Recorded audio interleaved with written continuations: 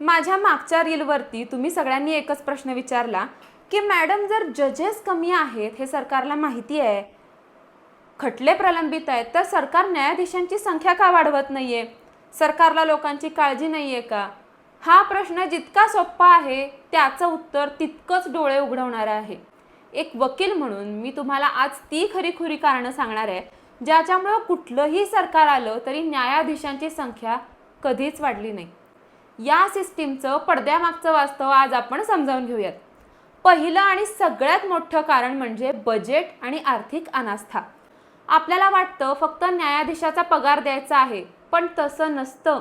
एक नवीन न्यायाधीशाची नियुक्ती होते तेव्हा त्याच्यासाठी नवीन कोर्ट रूम बघावी लागते, स्टेनोग्राफर बघावा लागतो, क्लार्क, शिपाई असा संपूर्ण स्टाफ नेमावा लागतो. त्यांच्या सुरक्षिततेची आणि राहण्याची सोय करावी लागते. आपल्या देशामध्ये सरकार रस्ते, पूल आणि मोफत योजनांवरती कोट्यवधी रुपये खर्च करतं, कारण तिथून थेट वोट बँक तयार होत असते. न्यायालय बांधून किंवा जजेस वाढवून सरकारला निवडणुकांमध्ये थेट मतं मिळत नाहीत.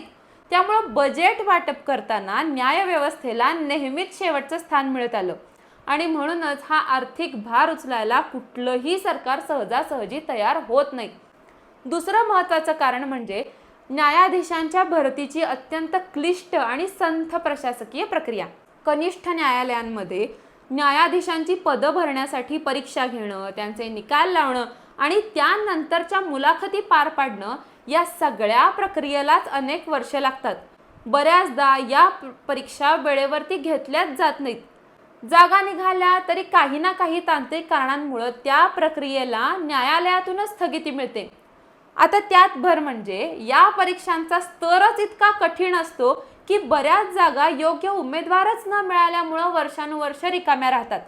म्हणजेच एका बाजूला न्यायालय बांधण्यासाठी बजेटची कमतरता आहे, तर दुसऱ्या बाजूला प्रशासकीय संथपणामुळं मंजूर असलेल्या जागा सुद्धा वेळेवर भरल्या जात नाहीत.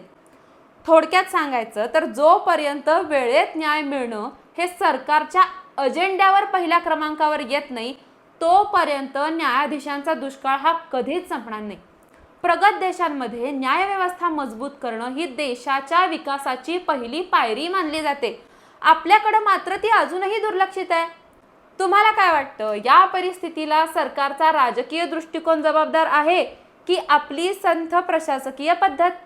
कमेंट करून तुमचं मत मला नक्की सांगा आणि या तारीख पे तारीख सिरीजचे पुढचे वादळी भाग बघण्यासाठी चॅनलला आत्ताच फॉलो करा.